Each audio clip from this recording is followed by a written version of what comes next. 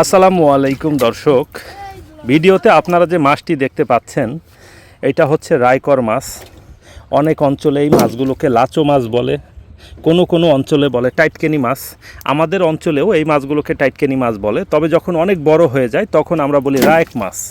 তো এটা এখন রায়ক হয়ে গিয়েছে, দেখুন কত সুন্দর। এইগুলাকে মূলত রায়কর মাছ নামে ডাকা হয়। কত সুন্দর।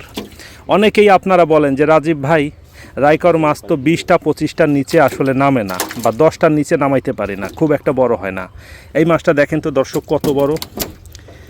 এইগুলা হয়তো 3টা বা 4টাতে কেজি হবে, সম্ভবত এটা 3টাতে কেজি হবে। দেখুন কত সুন্দর, মাশাআল্লাহ। কখনো দেখেছেন আপনারা এরকম 3টা সাইজের রায়কর মাছ? অসম্ভব রকমের সুন্দর, মাশাআল্লাহ। এরকম বড় বড় রায়কর মাছ চাষ করতে হলে দর্শক অবশ্যই নদীর মাছ দিয়ে করতে হবে। হ্যাসারির মাছ দিয়ে কখনোই এত বড় সাইজের রায়কর মাছ চাষ করা সম্ভব না।